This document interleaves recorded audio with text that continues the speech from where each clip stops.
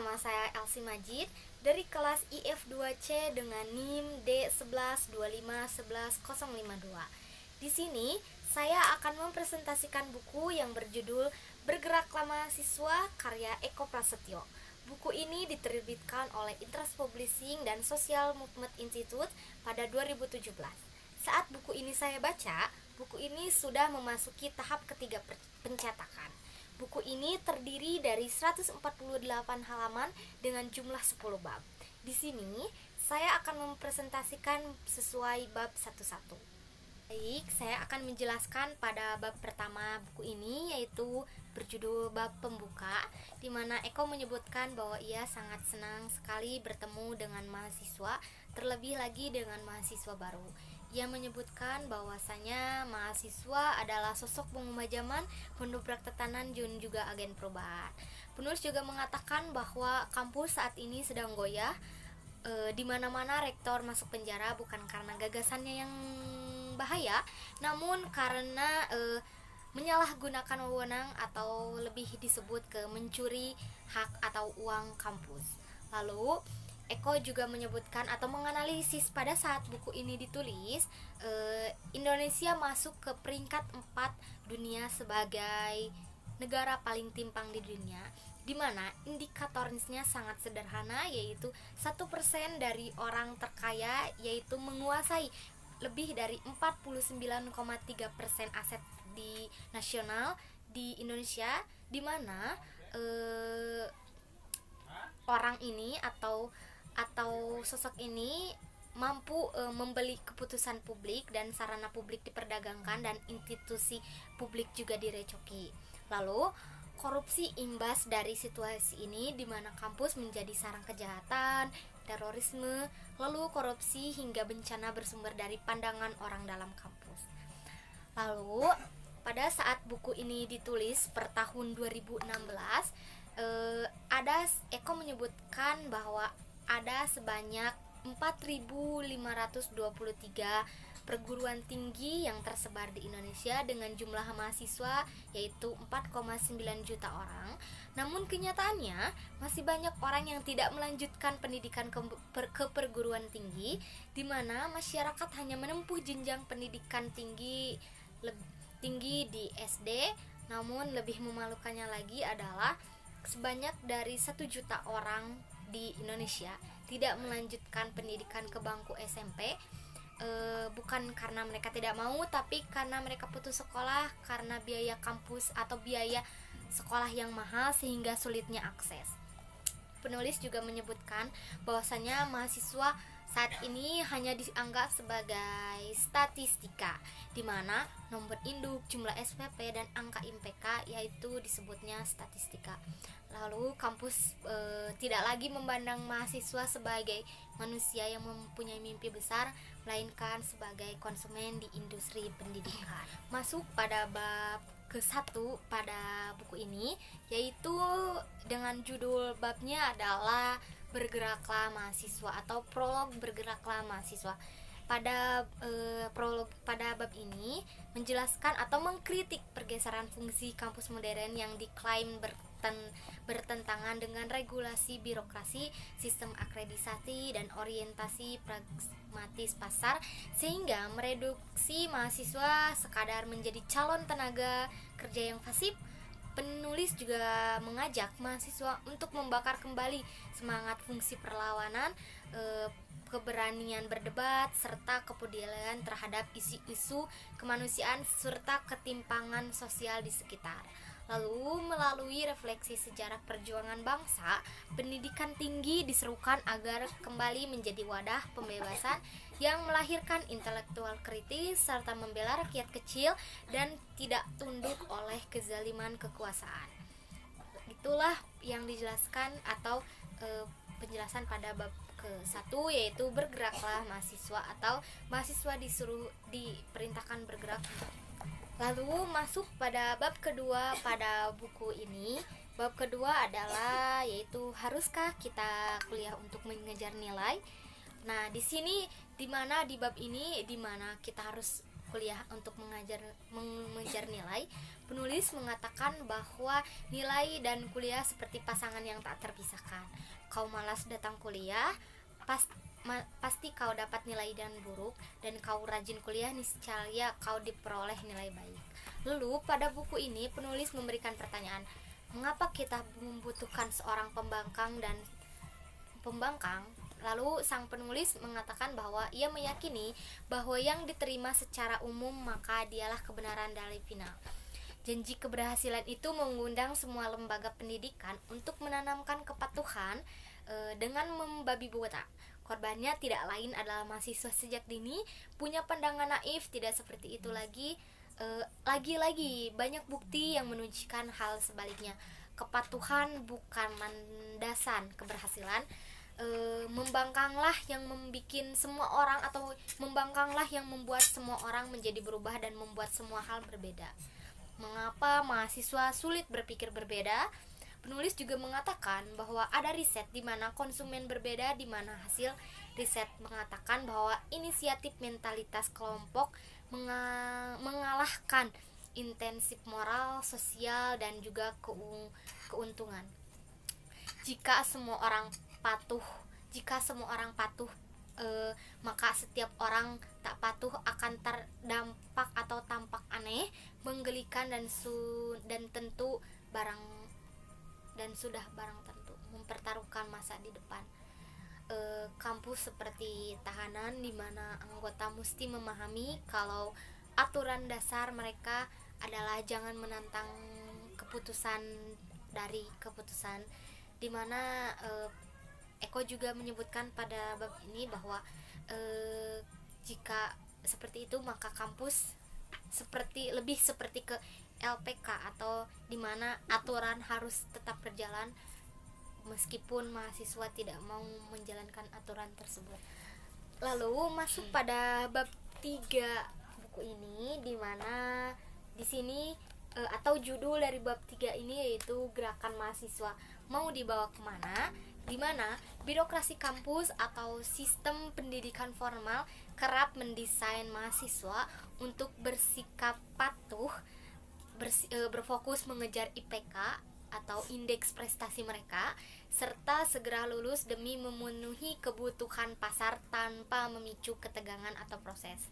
Namun, pergerakan atau organisasi mahasiswa hadir untuk mengisi ruang yang mengabaikan mata kuliah biasa dengan melatih keberanian, empati, serta pemikiran kritis mereka atau pemikiran oleh mahasiswa. Lalu, secara historis, gerakan mahasiswa memegang peran krusial sebagai pengawas demokrasi atau penolak ketidakadilan, sebagaimana dibuktikan dalam peristiwa seperti Malari hingga reformasi pada tahun 98. Sekaligus berfungsi sebagai wadah membentuk karakter, kepemimpinan, dan kesadaran sosial untuk mahasiswa. Sayangnya, gerakan mahasiswa saat ini menghadapi tantangan berat akibat korporasi kampus dan tekanan ekonomi global yang mendorong mahasiswa menjadi makin pragmatis di samping masalah fragmentasi internal. Pada akhirnya, gerakan mahasiswa bukan hanya sekadar kegiatan tambahan atau pemicu kekacauan, melainkan sebagai pondasi penting untuk merawat nilai-nilai ketidakadilan sosial dan keberlangsungan demokrasi. Ini judulnya adalah Surat Terbuka untuk Bapak Ibu Dosen, di mana dalam bab ini yaitu surat terbuka untuk Bapak Ibu dosen berisi kritikan tajam mengenai performa para dosen modern yang dinilai jauh dari esensi pendidikan karena terjebak pada pragmatisme, status sosial, proyek komersial, hingga kepatuhan penuh pada birokrasi kampus maupun kepentingan kepenguasaan. Di mana Eko Prasetyo atau penulis mengatakan bahwa sikap dosen yang kini cenderung respensif, curiga, serta tak sungkan melaporkan mahasiswa yang berpikir kritis atau berilmu kepada polisi, sembari mengabaikan kebebasan akademik dan keprihatinan atau ketidakadilan sosial. Melalui surat terbuka ini ini para dosen diajak untuk keluar dari zona nyaman, berhenti menjadikan kuliah sebagai rutinitas penyerangan yang mencetak manusia penurut, dan kembali menjadi teladan, pelindung, serta sumber inspirasi yang menumbuhkan keberanian dan pemikiran kritis pada mahasiswa. Masuk ke bab 5 pada bab ini. Pada buku ini, bab 5 yaitu berjudul Menjadi Aktivis. Di mana pada bab ini menegaskan bahwa aktivis adalah pilihan hidup yang beresiko, penuh pengorbanan untuk melawan ketidakadilan, korupsi, serta wewenang-wewenang kekuasaan sebagaimana digelorakannya oleh tokoh yaitu Wiji Tukul, Edward Snowden hingga Minky. Di tengah gempuran sistem kapitalisme, birokrasi kampus dan pragmatisme zaman yang berupaya meredam daya kritis serta mengerdilkan imajinasi anak muda, aktivis dituntut untuk tetap berani, menjunjung tinggi integritas, serta menggunakan ide dan tindakan nyata guna membela kaum yang lemah demi mewujudkan tatanan mewujudkan tatanan masyarakat yang lebih adil dan bermakna.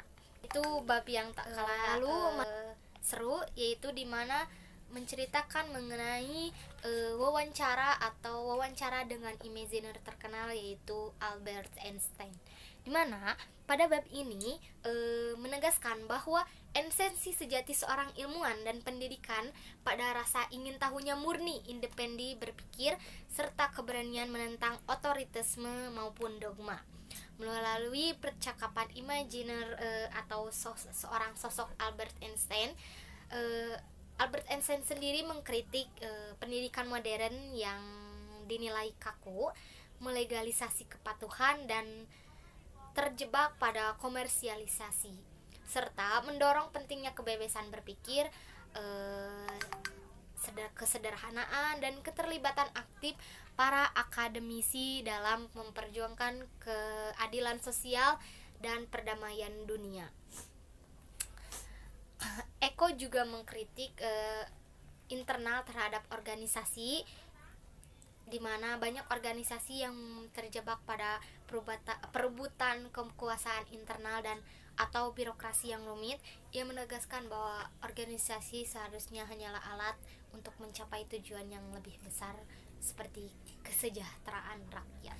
Lalu masuk pada bab ketujuh yaitu kebebasan akademik, di mana bab ini menegaskan bahwa kampus seharusnya menjadi ruang terbuka bagi pencarian kebenaran, pemikiran kritis, dan diskusi gagasan tanpa rasa takut. Namun, kebebasan akademik ini justru terancam oleh pembungkaman, intimidasi ormas, serta kepatuhan birokrasi kampus yang pasrah dengan dalih stabilitas, seperti yang terlihat dari berbagai pembubaran diskusi dan pemutaran film sejarah kritis seperti Senyap. Oleh karena itu, seluruh sivitas akademika atau sivitas akademik dituntut untuk berani bersiasat dan mempertahankan independensi kampus yang tidak berubah menjadi rumah jagal.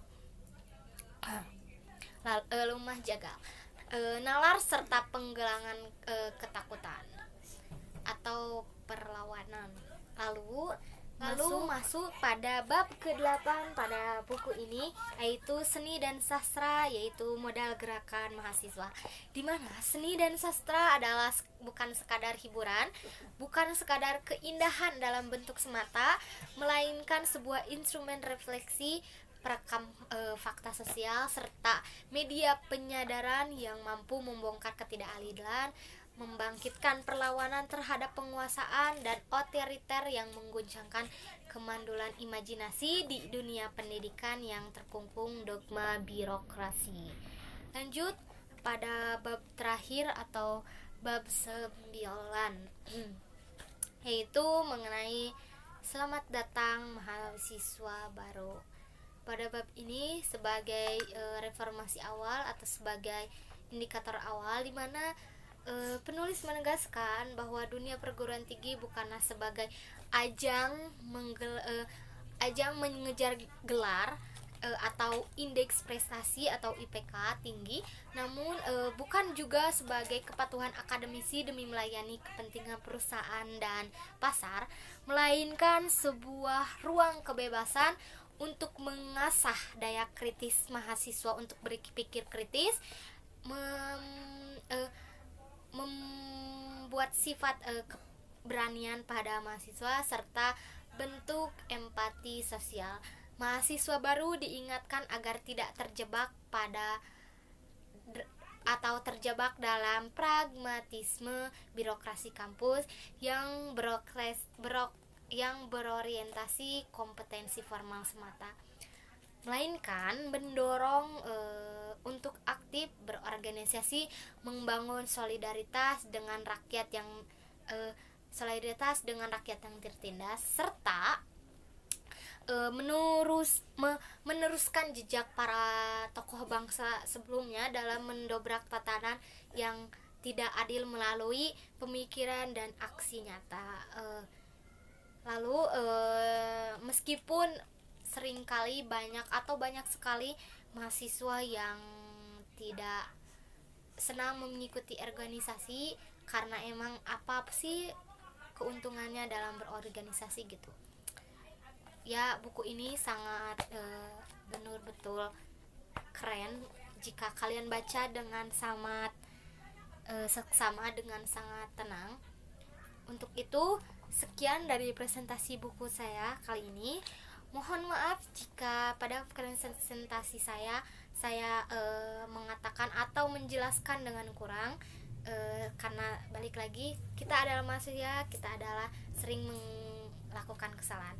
Untuk itu, saya Elsie Majid dari kelas IF2C dengan NIM D11251152 izin undur diri pada presentasi kali ini. Untuk itu, selamat siang, selamat beristirahat. Wassalamualaikum warahmatullahi wabarakatuh.